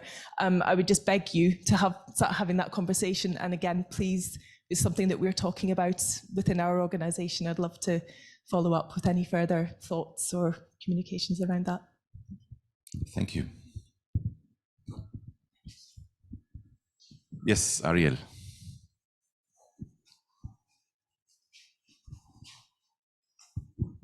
I would like to add a topic for future discussions. I talked about it with you, Florian. I think all of us have a huge problem with streaming platforms, specifically YouTube, that blocks many of our recordings due to false claims of rights violation. And then you can dispute, and it can take several weeks until they remove the ban, and then you can see the video again. But I think that maybe as a federation, we could develop a special relationship with YouTube or Google and get into some agreement that they will not ban things that the member competitions upload. So we need to get in contact with them. We need to agree on what we want to ask them to do. And I'm willing to do everything possible in this sense if anyone wants to join me, and if the board will support it. So I think we have a good chance maybe to change something. Maybe we can only comment this, Ariel, because Arthur already left. He said this morning maybe Chopin competition is direct dialogue, contact, personal with Google Europe. And he offered to be a bridge builder between the World Federation and Google Europe. Maybe then we can go further. So he has this already on his own radar, and maybe we can develop this together. That would be a great opportunity, yes. May I add something to this? Ariel, first of all, YouTube is not blocking content anymore. So they only, you know, they can put a right on it, so you cannot earn money with it, and then you can dispute it, and then it's coming back. But they're not blocking content anymore, so you're always visible.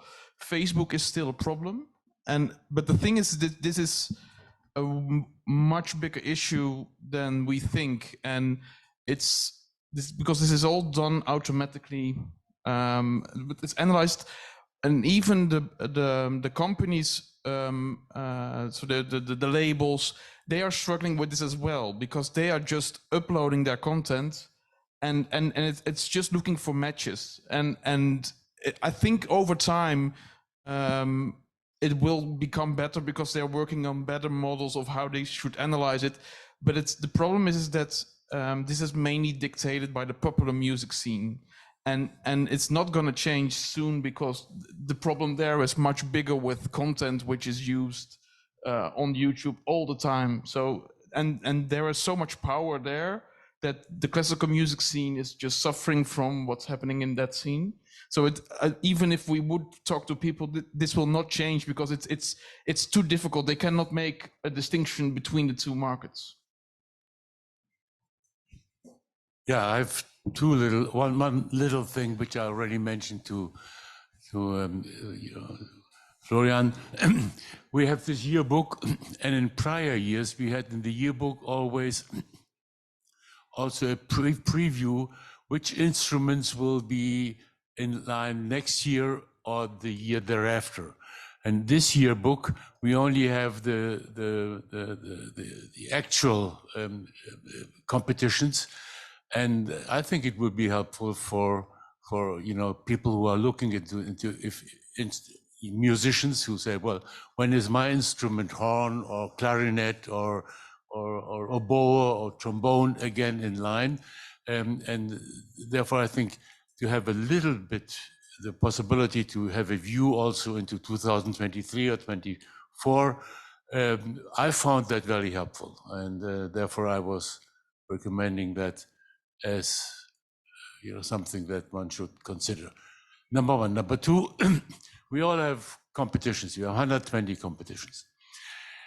Isn't there something that we can compare elements of this competition in such an assembly? Problems that we have, success factors that we have. What are the difference in jury compensations and so on and so forth?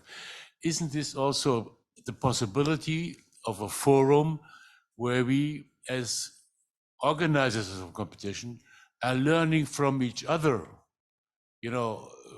How do you organize, not the whole thing, but elements of it?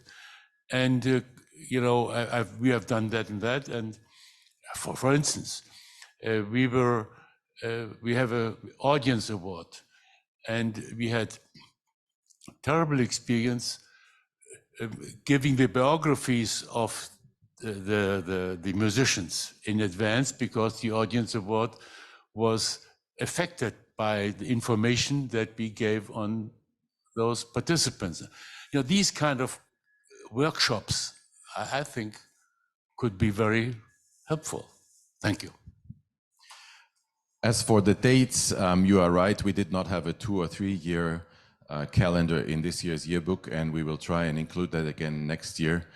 However, it is not exactly correct. We have in the competition listings years beyond 2022 and 2023 even. I have to say it has been difficult this year because we changed the software. At the same time, there was the pandemic and all sorts of other factors coming in. Many competitions were delayed, and so many competitions changed their dates in the course of this year. And we had really trouble catching up because we have different sets of data. And when a competition publishes one date on their website, and then what we have in our data is not exactly the same, and then what we hear from you is yet a little bit different, it becomes complicated. It's just a very complex task. We will go back to the older system. We will ask you towards the maybe October and November with online forms to give us all your data, so that we have the yearbook for next year better prepared. As for other topics to be discussed, we're always open for new topics. We will plan new lounges, and I'm more than happy to include some of these topics with you. It always depends on you. The more you participate, the more you give us input and motivation, the more we will do. I think it was very interesting to see in this General Assembly that we had about 35 people attending. It's a little bit more than Reggio Emilia last year, but not really that much more that we would have expected, which means the pandemic is still somewhat ongoing, especially for our members in Asia. And it remains to be seen how this is going to change in the coming years. It's also interesting to see the numbers of the people taking part over the streaming, which was all in all maybe about 30 people taking part in different sessions. We would have expected it to be more, but we will look at this in detail and discuss with the board what can be done to really get more people attending. I know it's difficult time-wise. We're in different time zones. There's many different subjects that are, some of them are more interesting than others, but we're always aiming to find a way to make it interesting for you and really get you and take part in our communications, in our sessions, and also in the General Assembly. If there are no more comments or questions, I would like to ask Henrik, Agata, Michal, and Paulina to the stage. And also Jacek, maybe, please. Magst du auch noch ein bisschen? We would like to very much thank you all for this wonderful General Assembly. It's been fabulous to be your guest. I've been here for the first time in January, and now it's such a different place. It has really, the sun has risen. It's a wonderful place to be in, and it was so wonderful. We have actually many comments also from our online audience. The tech side of the online streaming was excellent. It has worked so well. We've seen videos, we've seen the streaming, the way you managed to switch around from different cameras. It's been really excellent. So thank you so much, and congratulations for an excellent General Assembly.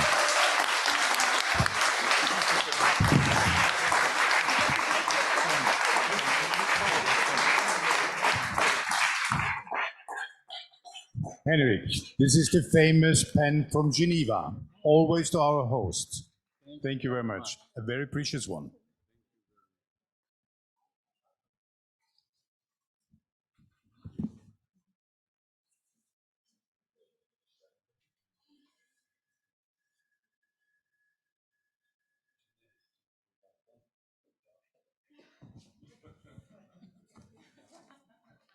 Well, this is not the end yet. The next point on the agenda is dinner, ever so important.